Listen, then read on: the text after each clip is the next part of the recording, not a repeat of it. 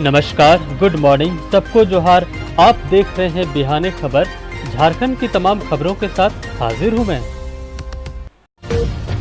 फिर मिला मुख्यमंत्री हेमंत सोरेन को धमकी भरा ईमेल, बढ़ाई गई सीएम की सुरक्षा, जांच का जिम्मा अब सीआईडी को।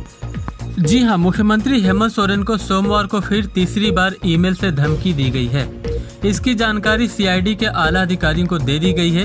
हालांकि इससे पहले 8 जुलाई को भेजे गए 2 धमकी भरे ईमेल के बाद 13 जुलाई को साइबर थाना रांची में मामला दर्ज कर छानबीन किया जा रहा है। तीनों में एक ही तरह की बात लिखी हुई है। पूरे मामले का अनुसंधान कर रही साइबर थाने की पुलिस ने विदेशी सर्वर को ईमेल पर आईपी एड्रेस की जानकारी मांगी है।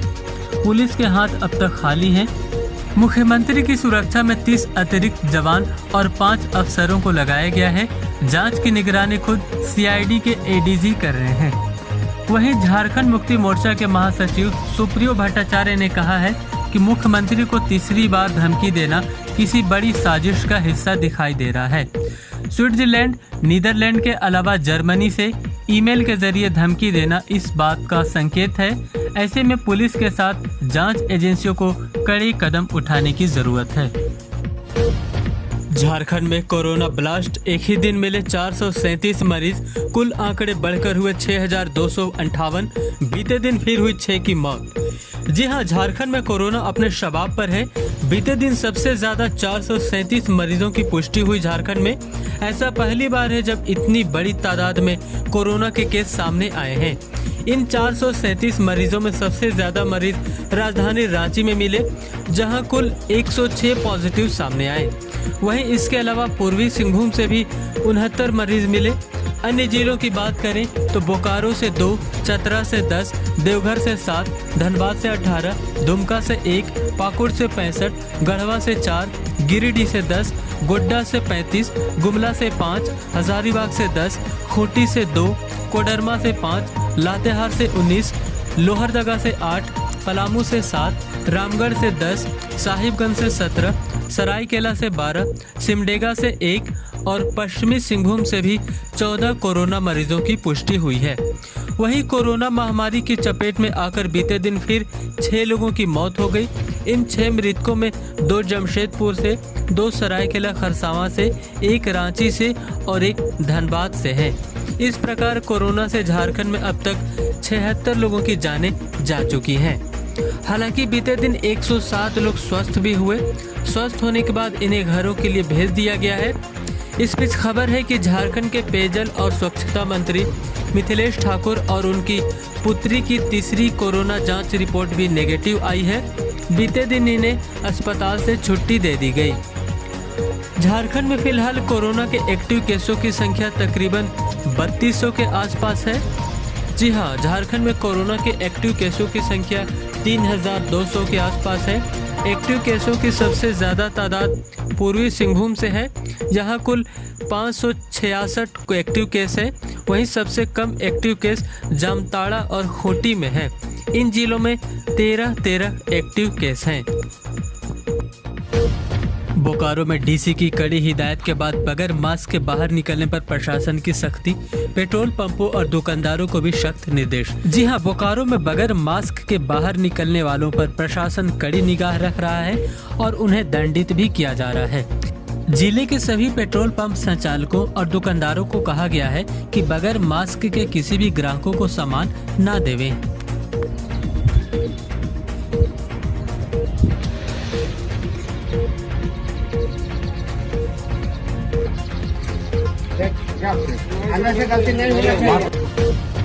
जमशेदपुर में कोरोना के बढ़ते प्रकोप के बाद भाजपा के प्रदेश प्रवक्ता कुणाल साळंगी ने जताई आशंका, झारखंड का वुहान बन सकता है जमशेदपुर।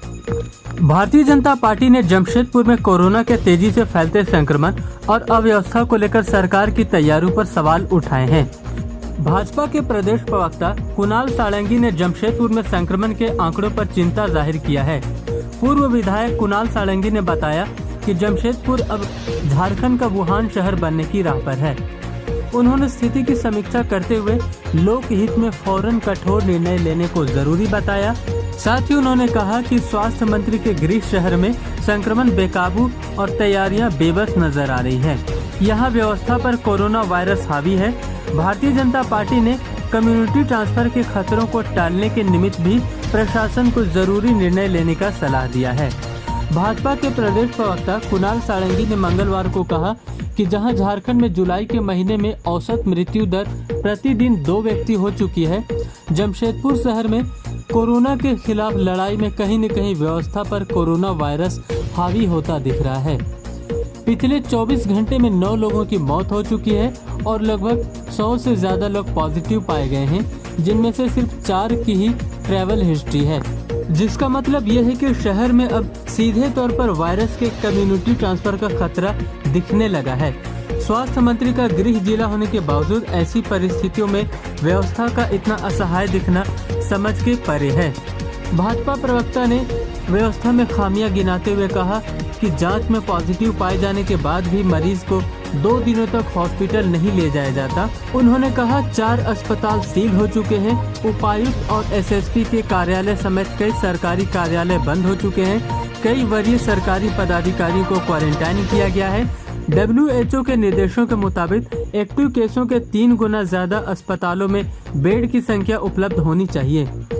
जमशेदपुर में नए मरीजों की संख्या के अनुपात में बेड की संख्या बढ़ाने की दिशा में अब तक कोई ठोस पहल नहीं की गई है। भारतीय जनता पार्टी ने मांग किया है कि अविलंब उच्च स्तर पर समीक्षा हो और परिस्थितियों को गंभीरता को देखते हुए न्यायोचित निर्णय लिए जाएं। झारखंड में आकाशीय बिजली से फिर 10 की मौत, कई हुए घायल।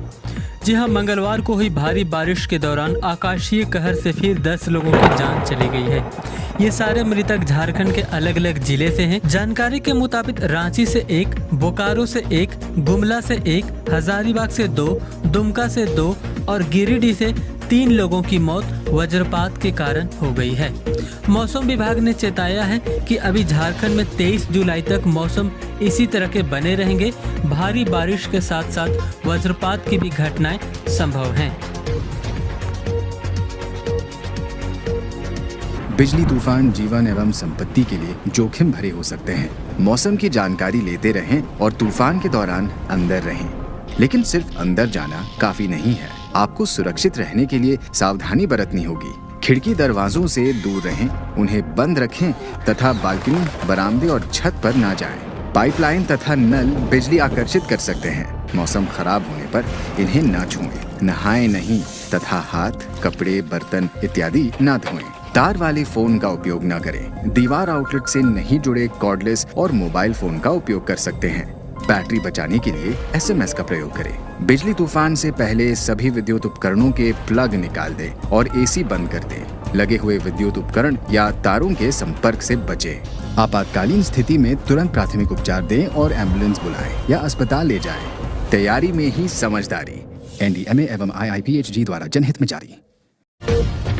धनबाद में BCCL की ओर से कल आयोजित होने वाले वन महोत्सव में केंद्रीय कोयला मंत्री प्रहलाद जोशी करेंगे शिरकत। पारसनाथ पार्क का भी करेंगे ऑनलाइन उद्घाटन। जी हां, BCCL की ओर से 23 जुलाई को आयोजित होने वाले वन महोत्सव के अवसर पर केंद्रीय कोयला मंत्री प्रहलाद जोशी शिरकत करेंगे। वे कतरास एरिया के केशलपुर में OB वैन पर निर्मित पारसनाथ उद्यान का ऑनलाइन उद्घाटन भी करेंगे। उद्घाटन को लेकर BCCL के पर्यावरण विभाग की ओर से तैयारियां शुरू कर दी गई है। पार्क के उद्घाटन करने के साथ साथ कोयला मंत्री कोल कर्मियों को भी संबोधित करेंगे। इसका लाइव प्रसारण कोल भवन मुख्यालय से लेकर सभी एरिया कार्यालय में किया जाएगा। केशलपुर में OB पर पारसनाथ उद्यान के निर्माण में कंपनी के पुराने मोटर पार्ट्स का उपयोग कर आकर्षक बनाया गया है। हालांकि आम लोगों के लिए पार्क पहले ही खोल दिया गया है। बच्चों से लेकर सभी आयु वर्ग के लोग मनोरंजन के लिए पार्क में जाते हैं। बता दें कि वन महोत्सव को लेकर इलाके में 6000 पौधों को लगाने का लक्ष्य निर्धारित किया गया है। कोरोना के बढ़ते संक्रमण को लेकर धनबाद में नगर निगम ने किया सार्वजनिक स्थलों को सैनिटाइज किया केमिकल का छिड़काव। जी हां, नगर निगम धनबाद ने धनबाद के सारे सार्वजनिक स्थलों और भीड़ भाड़ वाले इलाकों में बीते दिन सैनिटाइजेशन अभियान चलाया। इस दौरान बड़े पैमाने पर रासायनिक दवाओं का छिड़काव भी किया गया।